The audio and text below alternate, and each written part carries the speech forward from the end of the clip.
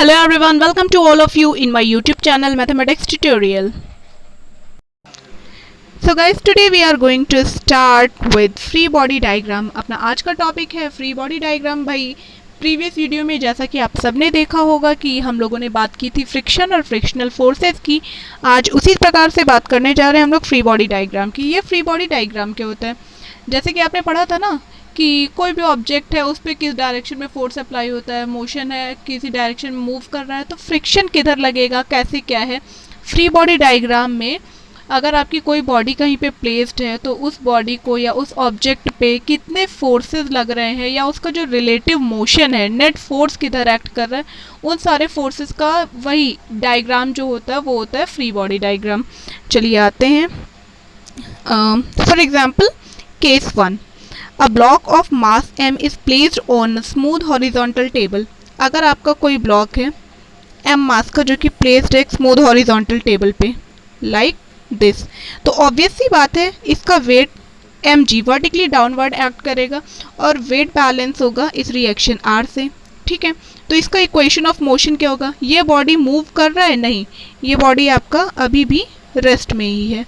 तो जब body rest में है तो एक्सेलरेशन इस केस में क्या हो जाएगा, एक्सेलरेशन तो कुछ है ही नहीं।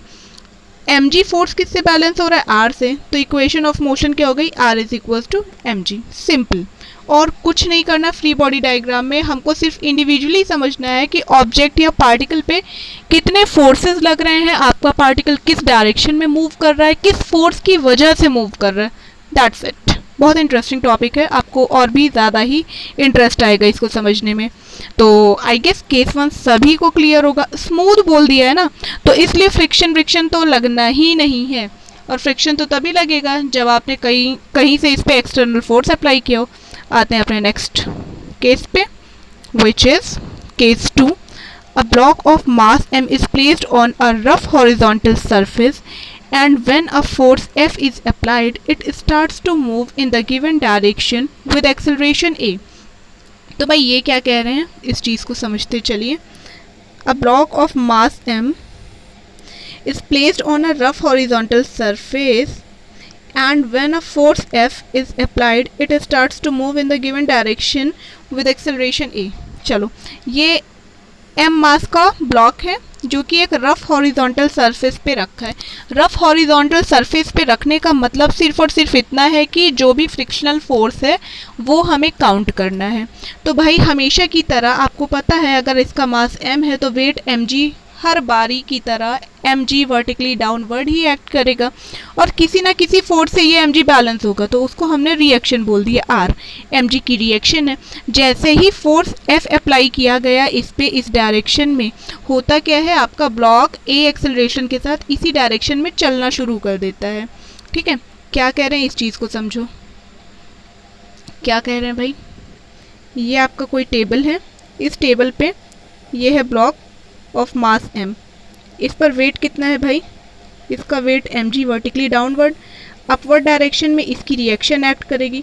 जैसे ही फोर्स F अप्लाई किया गया ये ब्लॉक इस डायरेक्शन में चलना शुरू कर देता है विद एक्सेलरेशन a। तो ऑब्वियस सी बात है फ्रिक्शन ऑपोजिट डायरेक्शन में एक्ट करेगा और ब्लॉक मूव कर रहा है तो फ्रिक्शन कैसा होगा, काइनेटिक फ्रिक्शनल फोर्स। तो ये थी सिचुएशन, सिर्फ इतने ही फोर्सेस एक्ट कर रहे हैं। तो आइए अब इसकी एफबीडी को समझते हैं। ठीक है, तो इसमें क्या हो जाएगा आपके पास, देख लीजिए ये सब कुछ था, ये डायग्राम आपको बहुत अच्छे से समझ में आ गया। ब्लॉक आपका इस डायरेक्शन में मूव कर रहा है विद एक्सेलरेशन a और फ्रिक्शनल फोर्स ऑपोजिट डायरेक्शन में f के। काइनेटिक फ्रिक्शनल फोर्स इसलिए लग रहा है क्योंकि ब्लॉक चल रहा है। ठीक है, तो mg को बैलेंस कर रहा है r, ये लाइन बहुत अच्छे से क्लियर होगी। mg आपका किससे बैलेंस हो रहा है, r से। और एक चीज़ ये क्या कह रहे हैं वो भी देख लो यार, देखो और एक बात ये क्या कही जा रही है, and f is greater than f के। ये वाले फोर्स की वैल्यू इस वाले फोर्स से ज़्यादा है। बॉक्स चल किधर रहा है, ब्लॉक आपका इस डायरेक्शन में, देखो इस डायरेक्शन में चल रहा है ना, तो जाहिर सी बात है इस तरफ लगने वाले फोर्स की वैल्यू इस साइड लगने वाले फोर्स की वैल्यू से ज़्यादा होगी। That's why we can say that F is greater than F K. तो जो फोर्स अप्लाई हुआ है वो आपके फ्रिक्शनल फोर्स से ज़्यादा है। तो इसका क्या मतलब आया, इक्वेशन ऑफ मोशन क्या हो जाएगी, F minus F K is equal to M A. तो जो दोनों का डिफरेंस है, दोनों ही फोर्सेस के डिफरेंस से ही तो हमें रिलेटिव मोशन पता चलेगा। और पता ही है आपको कि force is equal to, according to Newton second law of motion, force is equal to mass into acceleration. तो इसीलिए वो एम ए लिखा है, क्योंकि ए एक्सेलरेशन से मूव कर रहा था और एम आपके ब्लॉक का मास था। आई होप ये चीज़ आपको समझ में आई होगी, बहुत अच्छे से ही क्लियर हो गया होगा। और जितना अच्छे से आपको कॉन्सेप्ट क्लियर होगा उतना ही आपके लिए बेनिफिशियल होगा। Come to the next one, case 3। If a body of mass M is placed on a rough horizontal table and a force F is applied on it. अगर आपकी कोई बॉडी है M मास की, वो किसी टेबल पे placed है, rough horizontal table पे, ठीक है, तो भाई उसके लिए क्या एफ बी डी बनेगी, क्या कह रहे हैं, if a body of mass M is placed on a rough horizontal table and a force F is applied on it. ये एम मास था इसका, वेट इसका M G vertically downward act करेगा, वेट बैलेंस हो रहा है इस reaction से, तो वेट की रिएक्शन आपके पास आर गिवन है। जैसे ही फोर्स एफ लगाया गया, बॉडी चल नहीं रही है, बॉडी आपकी किस में है, रेस्ट में है। इस बात को समझिए, it is in rest, that's why acceleration तो कितना है यार अपना, 0 है, एक्सेलरेशन हुआ ही नहीं है, ठीक है। तो static frictional force opposite direction में लगेगा। थोड़ा सा और समझने के लिए इस पेज पे आइए। ये आपकी बॉडी है ऑफ मास m, वेट देख लीजिए mg, हमेशा की तरह वर्टिकली डाउनवर्ड। अब भाई ये सोचो कि वर्टिकली डाउनवर्ड एक्ट कर रहा है वेट और कोई रिएक्शन नहीं होगी, तो इसको तो टेबल तोड़ के नीचे चले जाना था, फोर्स अप्लाई हो रहा है ना, लेकिन कोई तो फोर्स था जिसने बैलेंस कर लिया इसके वेट को, तो इसका रिएक्शन एक्ट कर रहा है अपवर्ड डायरेक्शन में, वर्टिकली अपवर्ड डायरेक्शन में। जैसे ही हमने इसको इस डायरेक्शन में एफ फोर्स के थ्रू खींचना स्टार्ट किया, हम खींचने की कोशिश कर रहे हैं लेकिन हमारे फोर्स की वैल्यू कम है, इतनी कम है कि ये ब्लॉक खिसक ही नहीं पाया। लेकिन ठीक है, अगर ये फोर्स लगाया आपने तो ऑब्वियस सी बात है, according to Newton's third law of motion, कहीं ना कहीं तो ये फोर्स बैलेंस हुआ जब बॉडी चली नहीं। अगर बॉडी ना फोर्स बैलेंस होता तो डेफिनेटली फोर्स की डायरेक्शन में ब्लॉक को मूव करना पड़ता, लेकिन जब ब्लॉक नहीं मूव कर रहा है तो इसका मतलब कि ऑपोजिट डायरेक्शन में कोई फोर्स था जिसने इस फोर्स को अपोज किया और इसके इक्वल ही अपोज किया, इक्वल अमाउंट में ही। तो वो कौन सा फोर्स था, स्टैटिक फ्रिक्शनल फोर्स। तो ये आपने प्रीवियस वीडियो में देखा ही होगा, जिन्होंने नहीं देखा, जिन्हें नहीं पता इसके बारे में, वो जाके प्रीवियस वीडियो पे चेक करेंगे कि स्टैटिक फ्रिक्शनल फोर्स क्या होता है। तो यहाँ से आपका बॉडी तो चली नहीं, तो एक्सेलरेशन तो यार 0 हो गया था। जब एक्सेलरेशन ही 0 है तो फोर्स एफ किसके इक्वल आ जाएगा, एफ एस के। वही बात लिखी होगी, देख लीजिए यहाँ पे, आप इस पेज पे आ जाइए, देखिए क्या है आपके पास, clearly M G is equal to R, M G आपका इक्वल है आर के। हाँ भाई एकदम सही बात है। And equation of motion is F is equal to F S, ये फोर्स एफ आपका बैलेंस हो रहा है पूरा का पूरा एफ एस से, ठीक है। तो आई गेस ये सारी चीज़ें भी आपको बहुत अच्छे से क्लियर हो गई होंगी। Come to the next one, तो अपना नेक्स्ट टॉपिक क्या है उस पर आते हैं हम लोग। अब बात करते हैं हम लोग केस 4 की। इसमें क्या है, a block of mass m is placed on a smooth inclined plane and a force F is applied on it in given direction. It starts to move in the direction of force. भाई कह क्या रहे हैं कि, पहले एक बार फिर से पढ़ लीजिए क्या कह रहा है। A block of mass m is placed on a smooth inclined plane. Smooth inclined plane का है तो इस वर्ड पे emphasize करिएगा, smooth inclined plane and a force F is applied on it in the given direction. ठीक है भाई, it starts to move in the direction of force. कोई ब्लॉक है एम मास का, वो कि प्लेस्ड है एक स्मूथ इंक्लाइंड प्लेन पे, तो हमने ये ब्लॉक है अपना एम मास का, इसको कंसीडर कर लिया स्मूथ इंक्लाइंड प्लेन पे प्लेस्ड है। प्लेन का इंक्लिनेशन हम लोगों ने थीटा कंसीडर कर लिया, और जैसे ही इस पे फोर्स एफ लगाया जाता है, ये ग्रीन वाला जो है वो है फोर्स एफ लगाया जाता है इस डायरेक्शन में, ये फोर्स की डायरेक्शन में ए एक्सेलरेशन के साथ चलना शुरू कर देता है। ऐसी करके कंडीशन हमको दी गई है। तो भाई हर बारी की तरह इसका weight vertically downward M G act करेगा, ठीक है। तो इंक्लिनेशन इस बारी थीटा है, तो आपको पता होगा ये वाला जो एंगल है जो मैंने ड्रॉ किया है वो कितने का था, 90 डिग्री। दैट्स वाई ये एंगल कितने का हो जाएगा, जो अभी ड्रॉ किया that will be of 90 minus theta. Triangle के कोई भी ट्रायंगल आप कंसीडर करो तो उसके सारे इंटरनल एंगल्स का सम कितना होता है 180 डिग्री। तो ये आपके पास पहले से थीटा गिवन था, ये रेड वाला 90 माइनस थीटा हो गया, और ये तो आपका परपेंडिकुलर था, एम जी एक्स एक्सिस पे परपेंडिकुलर ही तो है, तो वो 90 डिग्री हुआ। तो उसकी वजह से ये वाला जो एंगल है, रुको मैं बताती हूँ कौन वाला, उसकी वजह से अपना ये वाला जो एंगल है ये अपना सेम थीटा हो गया। ठीक है, तो एम जी कॉस थीटा और एम जी साइन थीटा दो कंपोनेंट मिल गए हमको वेट के। नहीं समझ में आ जाइए नेक्स्ट स्लाइड पे, इस पे हम लोग और बेहतर तरीके से इसको समझेंगे। ये अपना इंक्लाइंड प्लेन है, ये ऑब्जेक्ट है ऑफ मास m, ये इसका इंक्लिनेशन कितना है भाई, थीटा है, इसका वेट कितना है mg है, ये इस पे परपेंडिकुलर है, तो कहा आपने हाँ है भाई, तो ये एंगल हुआ 90 डिग्री। ये वाले एंगल की बात कर लीजिए, ये वाला एंगल यहाँ पे मैं बाहर लिख रही हूँ, कितना आ जाएगा, it will be of 90 minus theta. इतना क्लियर हो गया आपको। अब बात करते हैं नेक्स्ट क्या है, इसके कंपोनेंट। इस प्लेन पे परपेंडिकुलर ड्रॉप किया, तो ये प्लेन पे परपेंडिकुलर ड्रॉप किया तो हमें ये एंगल मिलेगा। ये वाला 90 माइनस थीटा था, ये पूरा परपेंडिकुलर ड्रॉप किया, ये 90 और ये 90, दोनों साइड 90 90 हुआ, तो ये वाला एंगल कितना हुआ, ये जब पूरा आपका 90 है तो इतना पोर्शन, सिर्फ आपका इतना वाला पोर्शन आपका थीटा होगा, क्योंकि इससे पहले वाला तो ये वाला 90 माइनस थीटा था, तो ऑब्वियसली ये वाला थीटा हो जाएगा। ये क्या कंपोनेंट आया, एम जी कॉस थीटा। और उसी तरह से इस डायरेक्शन में क्या आएगा वेट का component, M G sine theta. तो ये एम जी साइन थीटा आ गया। तो वेट के कंपोनेंट हमने रिजॉल्व कर लिए। इस तरह से आ जाइए अपनी स्लाइड पे, प्रीवियस स्लाइड पे क्या कह रहे हैं भाई इसमें, ये सारी चीज़ें। ठीक है, तो ये आपका आ चुका है M G cos theta, M G sine theta, ये आपका एम जी कॉस थीटा है, और ये है M G sine theta. Weight के दोनों कंपोनेंट हमने निकाल लिए हैं। जैसे ही फोर्स F अप्लाई होता है इस डायरेक्शन में, ब्लॉक आपका ए एक्सेलरेशन से चलना शुरू कर देता है। M G cos theta force आपका बैलेंस हो रहा है रिएक्शन R के थ्रू, और जाहिर सी बात है फोर्स F की value M G sine theta से तो बड़ी होगी, हर हालत में बड़ी होगी, तभी जाके हमारे पास इस डायरेक्शन में रिलेटिव मोशन हुआ ना।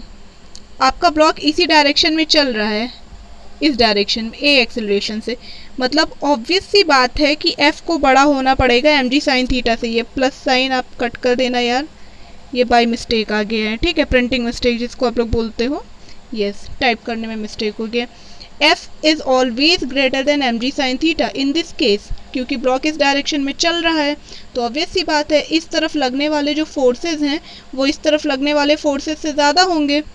अगर आपको नहीं समझ में आता है ना, तो देखो आप खड़े हो जाओ, आपको दोनों डायरेक्शन में, लेफ्ट और राइट डायरेक्शन में दोनों हाथ ऐसे फैला के खड़े हो जाओ, दो लोग अपने तरफ खींचना शुरू करते हैं, तो क्या होगा, जिस डायरेक्शन में ज़्यादा फोर्स अप्लाइड होगा आपका उसी डायरेक्शन में आप मूव करोगे ना। अगर इक्वली फोर्स लगेगा तो आप जहाँ पे खड़े थे वहीं पे खड़े रह जाओगे, भले ही आपके दोनों हाथ निकल के चले जाएं, बॉडी से दोनों हाथ अलग हो जाएं, बट स्टिल अगर फोर्स इक्वल है तो आपकी पोजीशन नहीं चेंज होगी। ठीक है, चलो भाई ये तो था एग्जाम्पल। अब क्या हो जाएगा, तो therefore equation of motion will B, हाँ, इन दोनों का जो नेट रिजल्टेंट फोर्स आएगा वो हमको प्रोवाइड होगा M A, mass into acceleration. A acceleration से मूव कर रहा था, F minus M G sine theta is equals to M A, ये हो जाएगी इसकी equation of motion. Come to the next topic. अपना नेक्स्ट क्या है भाई, नेक्स्ट क्या बोल रहे हैं, a body of mass m is placed on a rough inclined plane and when a force F is applied on it in the given direction it starts to move in the direction of force। okay, भाई बहुत ही सही चीज़ है, ये बहुत ही important है। ये सारे inclined plane वाले ना काफ़ी इंपॉर्टेंट है, इनका कॉम्पिटिटिव एग्जाम में काफ़ी अच्छा खासा रोल होता है। अ body of mass m is placed on a rough inclined plane and when a force F is applied on it in the given direction it starts to move in the direction of force with acceleration a। ठीक है, situation को पहले समझ लो यार। Block है m मास का, mg हमेशा की तरह वर्टिकली डाउनवर्ड, प्लेस्ड कहाँ पे है, इंक्लाइंड प्लेन पे। रफ इंक्लाइंड प्लेन है तो फ्रिक्शनल फोर्स लगेगा इस बारी, वो स्मूथ इंक्लाइंड प्लेन था इसलिए हमने फ्रिक्शनल फोर्स कंसीडर ही नहीं किया था। तो थीटा इंक्लिनेशन था इसका, कंपोनेंट रिजॉल्व कर लिया, mg cos theta mg sin theta, ये आपको आता है बहुत अच्छे से, अभी बताया था। f क्या था, इस डायरेक्शन में जैसे इसको खींचना शुरू किया ये भाई इसी डायरेक्शन में चलने लगा, देखो इसी डायरेक्शन में चलने लगा ना, तो ये तो थी ब्लॉक की सिचुएशन। तो अब क्या हो रहा है देख लो भाई, क्या कहा गया है आपसे, ये है block of mass m, forces को समझ लो, mg वर्टिकली डाउनवर्ड, ये एंगल थीटा हो गया, ये वाला कितना था, ये था mg cos थीटा, इस तरफ क्या था mg sin थीटा था आपका, आपको याद होगा mg sin थीटा। और जैसे ही इस डायरेक्शन में ब्लॉक को खींचा गया, F फोर्स अप्लाई किया गया, ये ब्लॉक आपका इसी डायरेक्शन में चलना शुरू कर देता है विद एक्सेलरेशन a। जब ब्लॉक इस डायरेक्शन में चल रहा है तो फ्रिक्शनल फोर्स F के जो है ऑपोजिट डायरेक्शन में लगेगा, ठीक है। तो ये थी सिचुएशन। अब इसके अकॉर्डिंग देखो, एक यहाँ पे R आपका रिजल्टेंट फोर्स भी आ जाएगा, दिस वन R, ये ठीक है। तो R आपका बैलेंस हो रहा है mg cos थीटा के थ्रू, mg cos थीटा से तो R बैलेंस हो जा रहा है, तो mg cos थीटा ने R को कैंसिल कर दिया। नेक्स्ट आते हैं, इस डायरेक्शन में मोशन हो रहा है ना, क्या कह रहे हैं, आपका कोई ब्लॉक है वो इसी डायरेक्शन में चला आ रहा है, दोनों डायरेक्शन में फोर्स लग रहे हैं, मतलब इस साइड का फोर्स ज़्यादा है as compare to this one, क्योंकि ब्लॉक घूम तो इसी डायरेक्शन में, मूव तो इसी डायरेक्शन में कर रहे हैं। तो वही चीज़ कही गई है, देख लीजिए इस स्लाइड में आके क्या कह रहे हैं भाई, हाँ यस, इन्होंने कहा है कि ब्लॉक इस साइड मूव कर रहा है, मतलब इस डायरेक्शन में लगने वाले फोर्सेस ज़्यादा हैं ऑपोजिट डायरेक्शन में लगने वाले फोर्सेस से।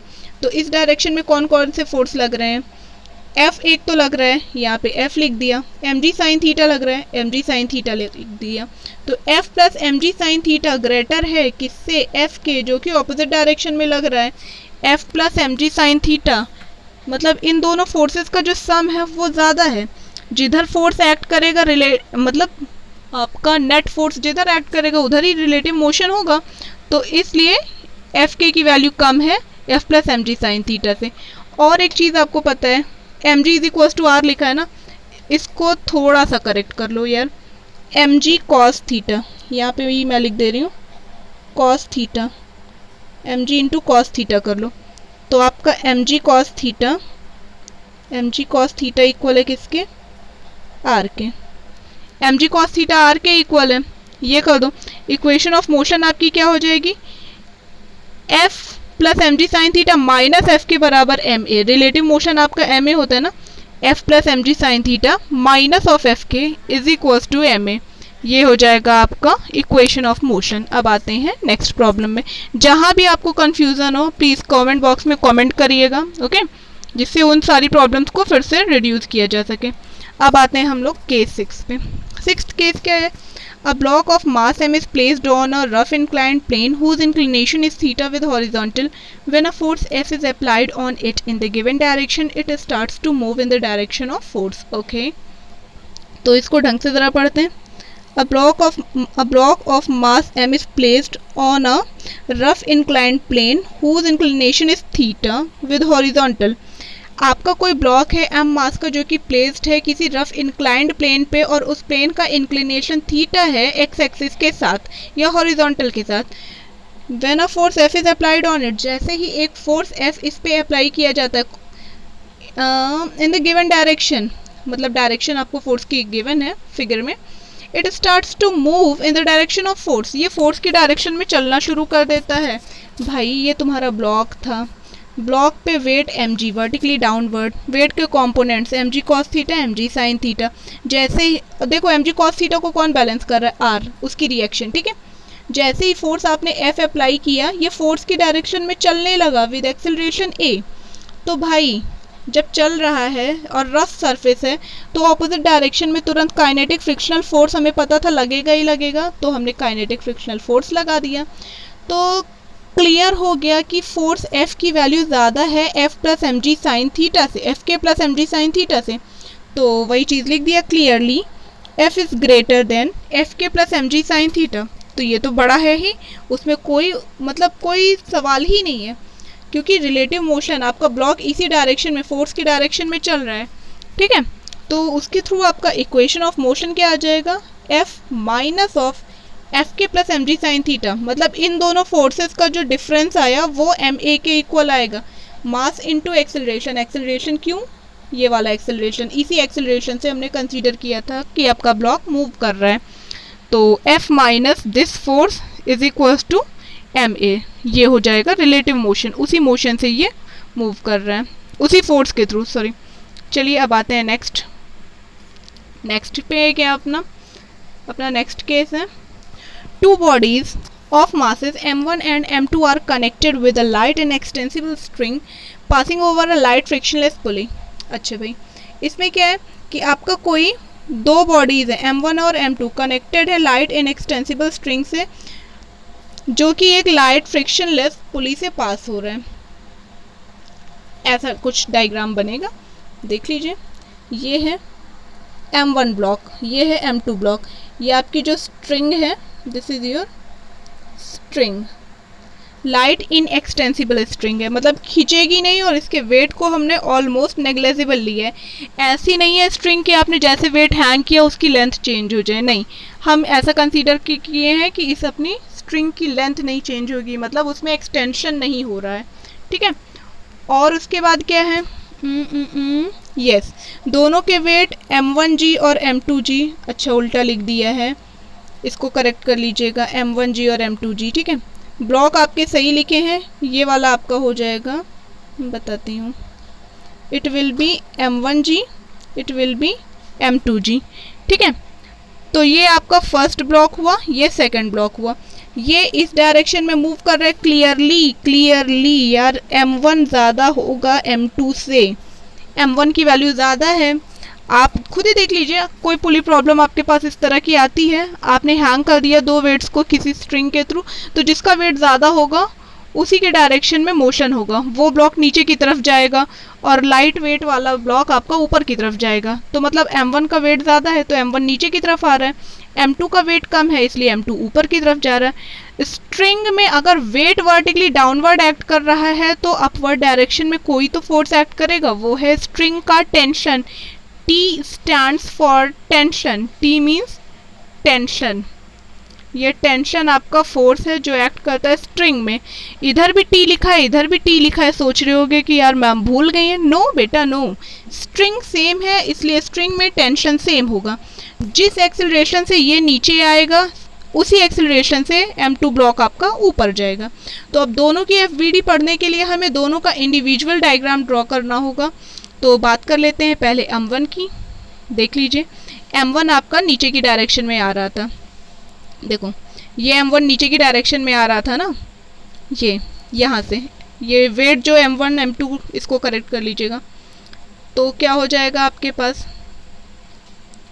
ये m1 है नीचे की डायरेक्शन में, इसका वेट एक्ट कर रहा है m1g, अपवर्ड डायरेक्शन में टेंशन, और ये a एक्सेलरेशन से नीचे की डायरेक्शन में मूव कर रहा है। Clearly m1g is greater than t, तो जो फोर्स ज़्यादा होगा उसी डायरेक्शन में मोशन होगा। m1g ज़्यादा है t से, तो m1g माइनस t आपको क्या दे देगा, m1a। ये हो गया इसका इक्वेशन ऑफ मोशन, इसमें किसी को कोई प्रॉब्लम नहीं होगी। अब आते हैं हम लोग नेक्स्ट पे। नेक्स्ट क्या चीज़ है भाई, देख लो। नेक्स्ट में क्या है, FBD फॉर ब्लॉक m2। तो आपका m2 अपवर्ड डायरेक्शन में जा रहा था, यहाँ से देख लीजिए, इस वेट को मैंने फिर से कहा है करेक्ट कर लीजिएगा, m1 m2, बाकी सारी चीज़ें करेक्ट हैं। ठीक है यार, तो देखो क्या हो जाएगा, m2 ब्लॉक आपका इस डायरेक्शन में वर्टिकली अपवर्ड डायरेक्शन में a एक्सेलरेशन से मूव कर रहा था, टेंशन इस डायरेक्शन में अप्लाइड था, m2g इसका वेट वर्टिकली डाउनवर्ड ही एक्ट करेगा। तो क्लियरली यार इस बारी टेंशन की वैल्यू ज़्यादा है m2g से, t is greater then m2g, tension is greater then m2g। Tension इतना है कि इसका वेट उससे कम है, तभी तो relative motion vertically upward direction में है। Therefore equation of motion will be t minus m2g is equals to m2a। तो ये हो जाएगा इसका equation of motion. I hope यहाँ तक किसी को भी कोई कंफ्यूजन नहीं होगा, सारी की सारी चीज़ें आपको डायग्राम की हेल्प से काफ़ी इजीली क्लियर हो गई होंगी। So till then keep watching. Okay, thank you.